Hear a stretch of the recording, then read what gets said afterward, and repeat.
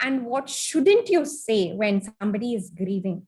How are you? That's a very, like very, very, very accustomed to, like, pick up the call. You're like, hello, how are you? How are you doing today? What do you expect them to answer?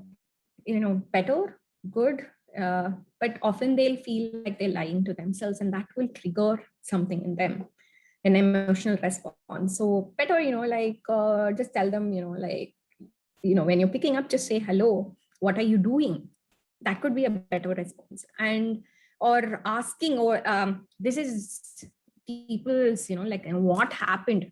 Why do you have to go and ask that person? Like, find out the background of it before this is more for satisfying your curiosity. But you should understand that that person has told the same story to a zillion people before. So it is going to be more of a, even if they're going to tell you, it is going to be more of a chore for them.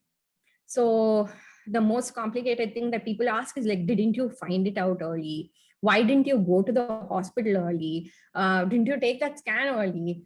We should have done that. No, like, as it is, that person is going through a lot of guilt and that anger phase of grief. They are asking themselves that questions. They are asking all of those questions to themselves. You don't have to go and ask them. So please do not say that.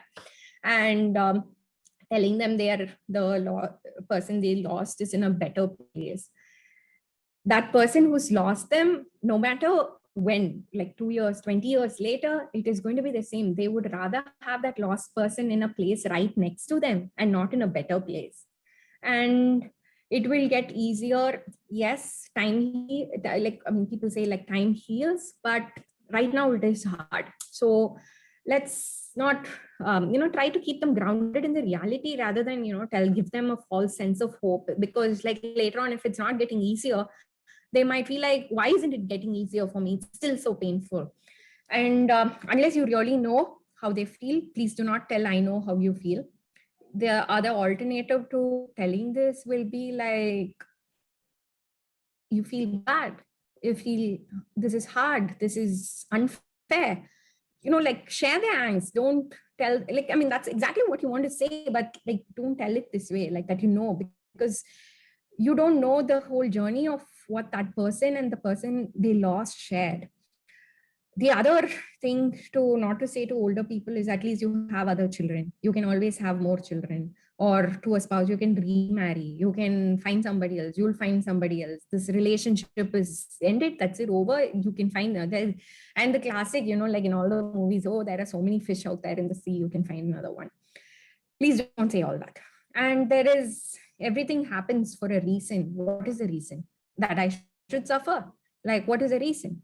So all these anger triggering questions need to be, and statements need to be avoided. At least they lived a long life. Fine, your grandfather was 85 and he passed away. Does that mean you will be like, it's okay, let him go? You will still miss him the same. And God never gives us more than what we can handle. At that point, it is a lot to handle for the grieving person. So please don't say that. Don't cry, don't feel bad, don't be strong. I already gave you the reasons, and it could be worse. Right now, it is as bad as it can be. I don't want it to be any worse. So these are some things, just keep in mind. Don't tell people you talk to.